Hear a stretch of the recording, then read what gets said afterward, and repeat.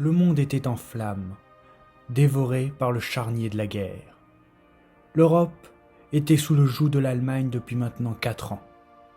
Si à l'Est, l'Union soviétique reprenait l'avantage au prix de combats gigantesques, l'échec de la campagne d'Italie avait poussé les Alliés à élaborer une immense opération de débarquement sur les côtes françaises. La Normandie était toute trouvée pour ce projet. Opération d'envergure, elle allait s'étendre des marais du Cotentin au fleuve de l'Orne. Pour sécuriser l'est des secteurs de débarquement, les Alliés avaient décidé de larguer, entre l'Orne et la Vire, la 6e division aéroportée. Le problème d'une telle opération était de sécuriser la seule voie de passage entre le secteur de débarquement codé Sword et la zone capturée par les parachutistes. Il n'en existait qu'une entre Caen et la mer. C'était la route entre Bénouville et Ranville, sur la départementale 514, l'unique voie qui chevauchait à la fois le canal de l'Orne et le fleuve du même nom. Le canal fut creusé au XIXe siècle pour relier Caen à la mer. Pour le traverser, il fut décidé d'installer un pont type Schwerzer, capable de se lever à 90 degrés pour laisser passer les bateaux. Entouré de 2 cafés, il était un point de passage primordial qui se constate encore aujourd'hui par la circulation. Les Alliés, comme les Allemands, avaient alors bien conscience de l'intérêt de cette route et de ces ponts.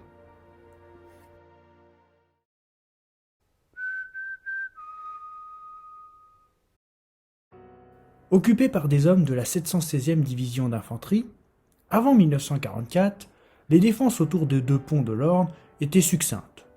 Seules quelques tranchées avaient été creusées. Mais après la grande inspection de Rommel, tout le monde dut se remonter les manches pour renforcer le mur de l'Atlantique.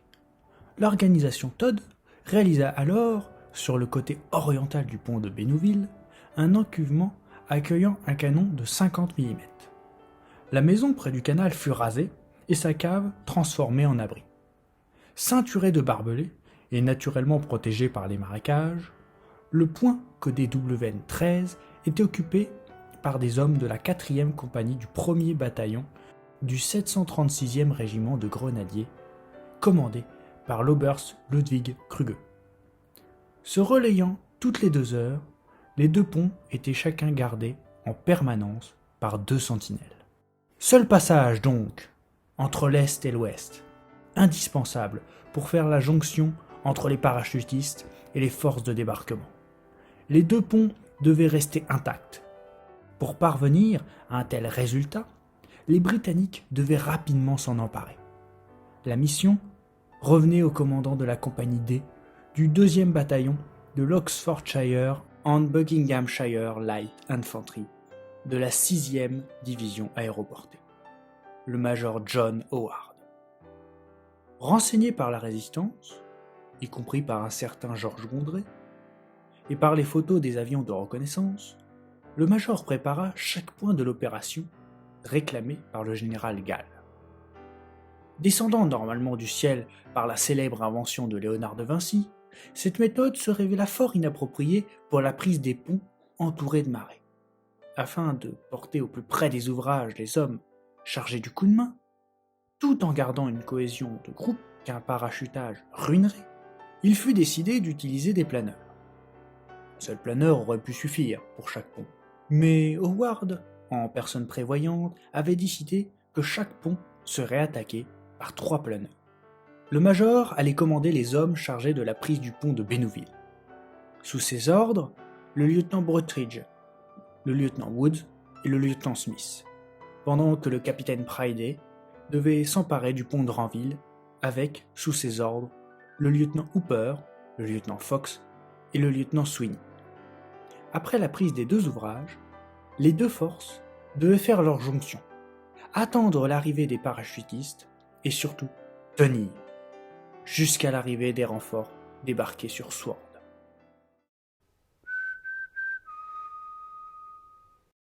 En cette soirée du 4 juin, les planeurs, abritant les 28 soldats, attendaient le décollage. Les 6 bombardiers Halifax faisaient chauffer leurs moteurs. Mais le temps avait eu raison de l'opération. Le général Eisenhower avait retardé le débarquement de 24 heures. La terrible frustration laissa de nouveau place à l'espoir. Le temps s'annonçait meilleur pour le 6 juin. C'est donc dans la soirée du 5 que Howard reçut le code Cromwell, indiquant le top départ de l'opération. Sur le terrain, le major salua tout le monde avant de partir et ordonna que chacun règle sa montre à 22h40. Il était 22h56 sur la base de Taron Rushton, dans le Sussex. Dans un bruit de moteur assourdissant, les 6 avions commençaient à décoller, tractant 100 mètres derrière eux les 6 planeurs. Chacun prenait l'air avec 1 minute d'intervalle.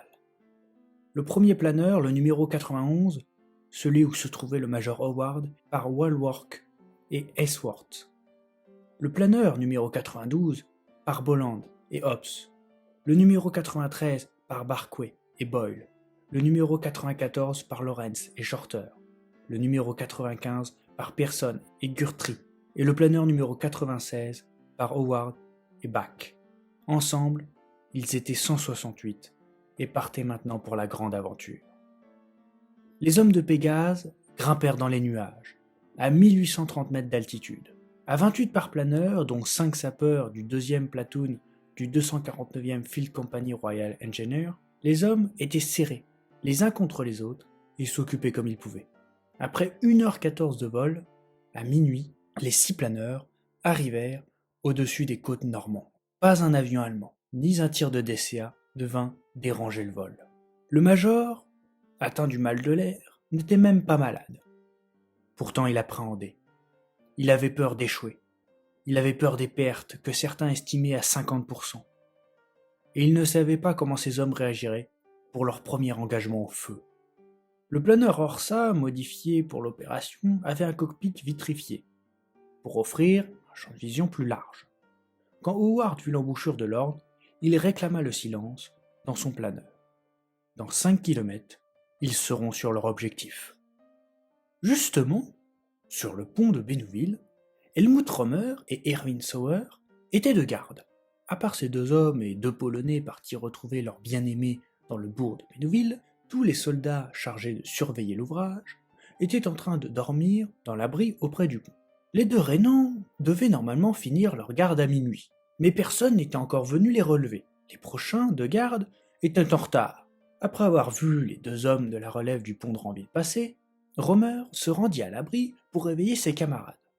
Remontant pour rejoindre Sauer, ils attendaient la relève entre l'entrée orientale du pont et l'abri, encore en construction. Personne ne gardait le canon de 50 mm, et la seule mitrailleuse du groupe était positionnée sur le pont de Ranville. Arme à la bretelle, les 2 hommes attendaient, quand un bruit se fit entendre. Quelques instants plus tôt, dans le ciel, Walworth était concentré. À minuit 16, il fit signe à son copilote que c'était le moment. Un décompte, et les planeurs, les uns après les autres, se décrochèrent des avions. Les engins glissaient maintenant sur les airs, à plus de 150 km/h. Ils manœuvraient par l'est, puis se rabattaient par l'ouest, face au vent, pour ralentir leurs appareils. Les pilotes pouvaient alors apercevoir les tirs de flak au-dessus de Caen, qui tentaient d'abattre les 6 bombardiers Halifax, alors chargés de larguer leurs bombes sur la briqueterie de la ville, afin de créer une diversion. Les planeurs, en plongeant sur leur objectif, se séparèrent maintenant en 2 groupes. Le premier groupe, chargé de réaliser l'opération Huston 1, devait atterrir sur la Landing Zone X, le nez au nord, sur le bord oriental du canal. Le second, pour l'opération Huston 2, visait la Landing Zone Y, le nez vers le sud, sur la rive gauche du fleuve. Dans leur descente, et pour préparer le débarquement, les portes des planeurs furent ouvertes. Les engins étaient chaque instant plus bas, en effectuant des cercles dans le ciel pour ne pas descendre trop vite. Les 3 planeurs de Ward étaient à 300 mètres du sol. Walworth amorça son virage à droite. Le canal apparaissait alors au reflet de la lune pour enfin laisser apparaître le pont de Bénouville. Les planeurs n'étaient plus qu'à quelques mètres du sol. Walworth déploya son parachute de queue pour ralentir son appareil, mais le décrocha immédiatement par peur de retourner son planeur. Le major ordonna à ses hommes de se cramponner par les bras et les jambes. Le bout de l'aile gauche du premier planeur fut même arraché en touchant les peupliers. Puis, ce fut le choc avec le sol de France. Les roues furent arrachées. Le planeur heurta des asperges de rommel. Il glissait maintenant sur les patins. Une gerbe d'étincelles surgit auprès de la porte. Howard pensa que c'était une rafale de mitrailleuse. Mais ce n'était qu'un choc avec des cailloux. Les 7 secondes de l'atterrissage semblaient interminables, quand enfin, le premier planeur s'arrêta à cause du parapet. Le nez s'affaissa dans les barbelés du WN-13, à 78 mètres du pont, comme le voulait Howard. Le choc fut si violent que les 2 pilotes furent projetés dans les barbelés. Plusieurs hommes s'étaient évanouis, et Howard se cogna même la tête pour perdre connaissance. Sur le pont, les 2 sentinelles, attendant au milieu de la route, entendirent des frottements, des chocs, un grondement, puis le silence. Romer distingua vaguement une ombre, mais rien de bien précis. Que peut-on voir au-delà de 25 mètres dans la nuit? Troublés par ces bruits, les 2 hommes s'installèrent près de l'abri, regardant attentivement vers le sud. Avec les tirs de DCA sur camp, des abris d'avion avaient pu tomber, non loin du pont. Et pourquoi aller voir quand le service était fini? Dans le planeur, les hommes de Ward reprenaient peu à peu leur esprit. Le lieutenant Botridge sortit de l'appareil avec ses hommes, suivi dans la foulée du major Howard. Regroupé au pied du talus, le major ordonna à son lieutenant d'attaquer le pont. Botridge, suivi de ses hommes, se lança alors à l'assaut, courant vers l'édifice en tirant dans tous les sens. Alors que l'assaut était lancé, arrivaient les 2 autres planeurs. Proches l'un de l'autre, le planeur 92 alluma ses phares pour montrer sa position au planeur numéro 93 et atterrit dans un vacarme terrible, faisant un virage à gauche pour s'arrêter à 15 mètres de l'étang. Le planeur numéro 93 de Barkway, lui, allait beaucoup trop vite. Pour éviter de rentrer dans le planeur 92, il se plaça entre les 2 premiers planeurs, mais l'engin se retrouva d'un coup dévié à droite, à cause des marécages. Un choc brutal qui cassa le planeur en 2, éjectant plusieurs hommes et en bloquant 6 autres dans les débris. Les 2 pilotes éjectés avaient fini dans l'étang. En sortant de la base, les 2 hommes tombèrent sur le Lance Caporal Greenhalgh, qui, après avoir été lui aussi projeté dans l'étang, allait y perdre la vie en s'y noyant.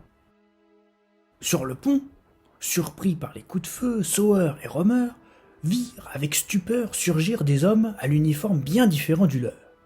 Romer dégaina son pistolet lance-fusée et tira vers le ciel, pendant que Sawyer saisit son fusil et tira un coup vers les assaillants, sans résultat. À cet instant, Weber, qui devait relever les 2 sentinelles, bondit hors de l'abri et détala vers le pont en direction de Bénouville. Ce fut ensuite le Feldwebel Gregor qui sortit de l'abri, énervé par le bruit. À peine était-il sorti qu'il fut abattu d'une rafale. Devant la masse de feu délivrée par les Britanniques, les 2 sentinelles prirent leurs jambes à leur cours, en partant vers le nord, sur la rive orientale, en sautant par-dessus les barbelés ceinturant le WN. Donnant l'impression d'être toute une division, les Anglais tiraient dans tous les sens pour faire du volume.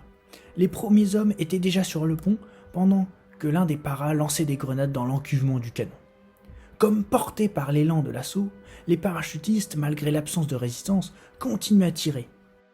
Les hommes de Baker, commandés par le lieutenant Woods, qui avait eu le bras cassé à l'atterrissage du planeur, se lancèrent maintenant à l'assaut. Leur mission, nettoyer les tranchées sur la partie orientale du pont. Mission vite accomplie, puisque personne ne les occupait. Surpris par le déchaînement de feu qui s'abattait sur le pont, le propriétaire du café Picot, du nom de son propriétaire, sortit sur sa terrasse pour assister à la scène. Incapable de distinguer les civils des soldats allemands, dans la nuit, et emporté par l'élan de l'assaut, le pauvre homme fut abattu. Une balle allemande, une balle anglaise, nul n'a établi complètement la lumière sur ce point. Mais en l'absence de défenseurs, les parachutistes sont peut-être les plus coupables dans cette tragédie. Picot ne sera pas le seul à trouver la mort. Beaucoup de civils seront victimes de la guerre en ce 6 juin. Auguste Delaunay et Alexandre Soyer, les 2 gardes civils chargés de l'entretien du pont, furent aussi tués durant l'assaut, là encore 2 balles à l'origine inconnue. De l'autre côté du café Picot, dans le café des Gondré, Georges Gondré vit son établissement recevoir quelques balles perdues. La famille, réfugiée à la cave, et les tirs s'estompant, Georges remonta à l'étage pour observer. Mais à peine avait-il ouvert les volets qu'une rafale s'abattit, probablement tirée par le lieutenant Smith qui, avec 12 hommes valides, avait franchi le pont pour soutenir la section de Botridge. Le propriétaire du café retourna à la cave, se barricada avec sa femme et ses enfants. La famille ne sortira de la cave qu'à 6 heures du matin, découvrant avec surprise la présence des Britanniques. L'effroyable fusillade avait évidemment réveillé l'unter-officier Riet et les derniers soldats allemands encore dans l'abri.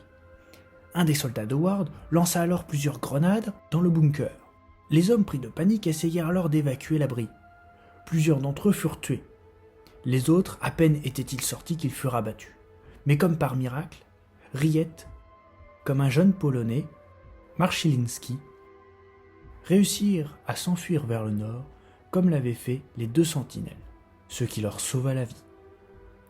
Pendant que les Britanniques couraient en zigzag sur le pont pour esquiver les inexistantes balles allemandes, les sapeurs se faufilèrent sous le pont à la force de leurs bras, mais à leur grand étonnement, ils ne trouvèrent aucun explosif. Tout cela s'était déroulé en quelques minutes. Le feu britannique s'arrêta rapidement et tout redevint calme. Sur l'entrée occidentale du pont gisait un cadavre, sur le ventre. Un Allemand ? Non, c'était en réalité un Britannique qui s'était lancé à l'assaut avant tout le monde. Une balle perdue, sans doute anglaise, l'avait touché à la nuque. Le major pouvait être satisfait. Le pont avait été pris intact. Mais informé des nombreux blessés, le major demanda que l'on trouve rapidement le médecin, pendant que les infirmiers commençaient leur travail. Pendant ce temps, l'opérateur radio du major, le sergent Tappenden, essayait d'établir le contact avec les hommes chargés de prendre le pont de Ranville. Séparés dans les airs, le groupe de planeurs chargé de s'attaquer au pont de Ranville avait eu plus de problèmes que leurs camarades de Bénouville. Sur les 3 planeurs, un seul, le numéro 96, celui piloté par Roy Howard, atterrit sur la landing zone Y, au milieu des vaches affolées. Le planeur 95, de Stanley Pearson, était bien trop lourd et dut se poser à 700 mètres du pont. Et le dernier, le 94, celui piloté par Lawrence, qui abritait le capitaine Pridey, s'était décroché trop tard et se perdit complètement. Il atterrit à 13 km au bord de la Dive, à Perrier-en-Ange. Rien ne fut spectaculaire dans la prise du pont. À peine les hommes du lieutenant Fox avaient-ils montré le bout de leur nez que les 2 sentinelles s'enfuirent vers Ranville. L'un des paras se jeta alors dans la position pour MG et tira quelques coups de feu vers les fuyards, qui ne prirent même pas le temps de tirer une fusée éclairante. Quelques minutes après la prise du pont, les hommes du lieutenant Sweeney atterrés à 700 mètres approchaient. Le lieutenant, inquiet du calme, prit ses précautions. Mais bien vite, il réalisa que le pont était déjà aux mains de ses camarades. Pendant que les hommes établissaient un périmètre de sécurité, que les sapeurs recherchaient les charges sur le pont qui, comme à Bénouville, étaient absentes, le lieutenant, via leur opérateur radio, envoyèrent un message à Howard pour signifier leur réussite. Il était minuit 26. Il aura fallu moins de 10 minutes aux hommes de Howard pour sécuriser le seul passage entre l'Est et l'Ouest. La voie entre les plages et les zones bientôt capturées par les parachutistes était libre. Le plus dur restait à faire pour les 124 hommes valides. Les parachutistes devaient maintenant tenir jusqu'à la relève. Le major ordonna d'émettre le message « Aim and Jam » jusqu'à ce que Tappenden reçoive une réponse des forces du général Powett, alors largué dans la campagne normande. Le major s'était installé sur le toit de l'abri pour avoir une vue d'ensemble sur la situation. Il vit un homme approcher. En les dents montées, le major fut troublé. Il reconnut Walworth, le visage en sang. Projeté dans les barbelés, le pilote était couvert d'éraflures, ce qui ne l'empêcha pas d'aider à décharger les caisses de munitions. Chacun venait devant le major pour rendre compte de la situation. Le lieutenant Smith vint partager ses craintes sur la présence de soldats allemands à Bénouville. Major n'avait pas une division à sa disposition. Il réorganisa donc ses forces. Pendant que le lieutenant Sweeney serait chargé de défendre le pont de Granville, le lieutenant Fox et ses hommes furent envoyés par le major à l'ouest du pont de Bénouville. Howard savait que contrairement au flanc est couvert par les parachutistes, l'ouest serait plus exposé. Les hommes de Fox s'installèrent au carrefour auprès de la mairie de Bénouville et ont remis le seul Piat en état de fonctionner au sergent Thornton. La section de Boatridge s'installa autour du café Gondré et celle du lieutenant Smith était autour du café Picot. Après avoir donné ses ordres, 4 hommes amenèrent sur une civière le soldat touché sur le pont. S'arrêtant près de Ward, le major reconnut son ami, le lieutenant Boatridge. Perte tragique à cause d'une balle perdue britannique. Le major aurait voulu que le médecin l'examine, mais le docteur John Vaughan, qui était dans le 3e planeur, avait fini lui aussi dans les temps. Couvert de vase, le pauvre marchait sans but. Le major finit par le rattraper et le fit s'asseoir pour qu'il reprenne ses esprits. Boatridge allait bientôt mourir, devenant alors le premier mort officiel du débarquement, côté allié.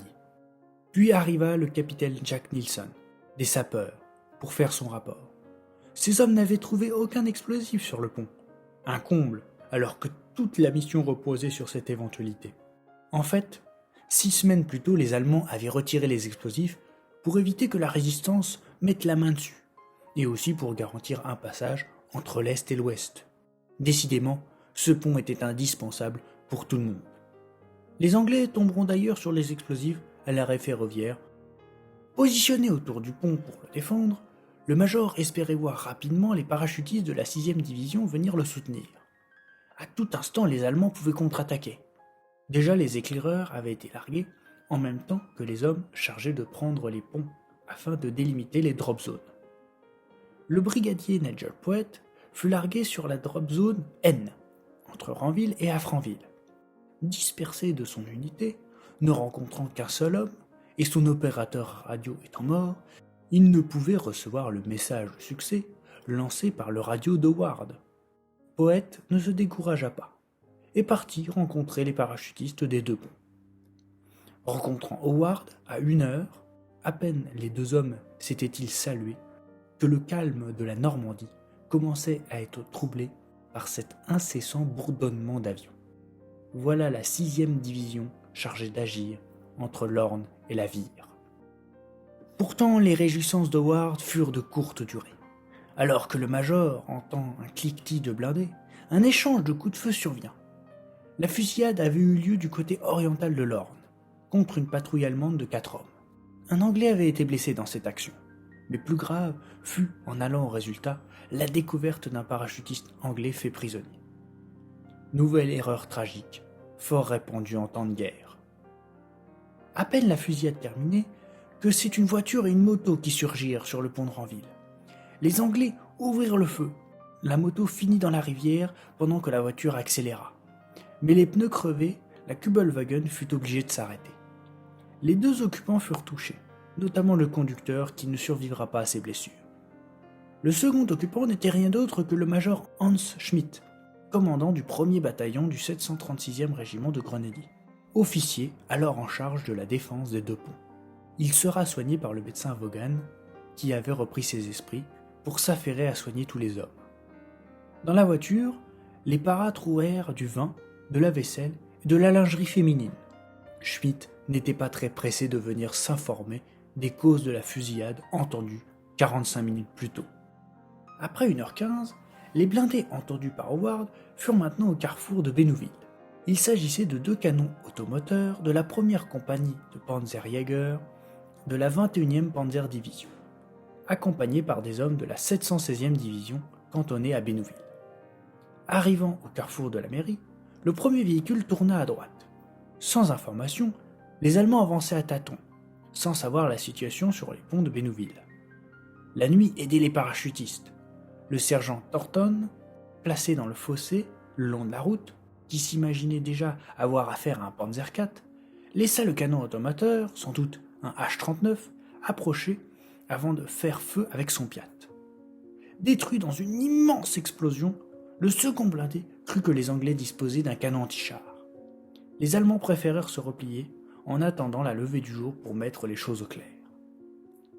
Avec le manque d'informations, le commandement défaillant et des forces trop dispersées, les Allemands n'avaient pas encore les capacités de reprendre les ponts. Surtout, ils allaient avoir bientôt plus ample problème. Dans la journée, les forces germaniques prirent conscience de la vaste opération en cours et organisèrent leurs forces. Normalement, les parachutistes auraient dû affronter dans l'après-midi la contre-attaque de la 21e Panzer sur la rive est de l'Orne.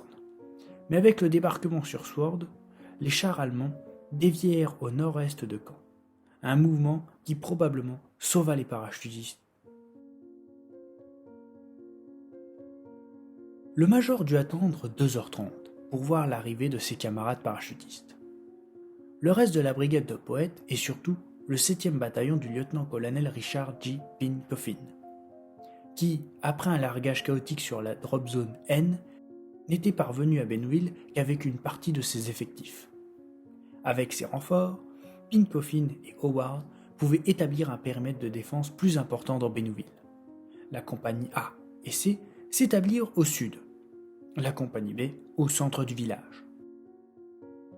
Les parachutistes creusèrent leurs trous de combat de chaque côté de la route et s'établirent dans le cimetière autour de l'église. Les Anglais devenaient chaque heure de plus en plus puissants. Les parachutistes pourchassaient les tireurs isolés en fouillant les maisons du village, tout cela sous l'œil étonné des civils. Après 4 heures, en vue de l'arrivée permanente des parachutistes britanniques, Howard, pour éviter de gêner le 7e bataillon, fit regrouper ses hommes entre les deux ponts. Les autres parachutistes seraient bien capables de garder le périmètre extérieur des deux ouvrages. Les Allemands n'avaient rien tenté de sérieux pour reprendre les deux ponts. Le largage des parachutistes avait désorganisé en partie les forces germaniques, et bien peu de gens étaient disponibles pour contre-attaquer. Le soleil se levait. Il était maintenant 5h45. Le grondement des bombardements navals se faisait entendre. Les forces de débarquement allaient bientôt s'abattre sur les côtes. Sur les ponts de l'Orne, il commençait à devenir dangereux de se déplacer à découvert. La lumière permettait maintenant aux Allemands de la compagnie du 736e régiment de grenadiers stationné au château de tirer sur les parachutistes depuis le parc du château de Bénouville, à 400 mètres au sud-ouest du pont. Pendant que chacun se mettait à l'abri des tirs, les parachutistes Charlie Gardner, William Gray et Wally Parr utilisèrent le canon de 50 mm pour faire taire les tireurs en éventrant le château du XVIIIe siècle. La pression allemande s'accentuait sans pour autant venir à bout des parachutistes. Howard dut même envoyer un peloton pour aider la compagnie A. Finalement, dans le cours de la matinée, le reste du 7e bataillon trouva son chemin dans la campagne normande et finit par arriver à Bénouville. La journée amenait sur les côtes normandes des milliers d'hommes, venus en finir avec l'Allemagne. À 8 heures, débarquaient sur la plage de Sword, dans la seconde vague d'assaut, les hommes du 1er Special Service Brigade, commandé par le légendaire Lord Lovat. Après avoir perdu sur la plage plus de 200 hommes, les commandos finissent par sortir et engager leur marche au travers de la campagne normande. Passant par Saint-Aubin-d'Arquenay et ralentis par quelques tireurs embusqués, les hommes mettront la matinée avant d'arriver à Bénouville. Pendant ce temps, Howard, avec frayeur, crut voir son pont disparaître.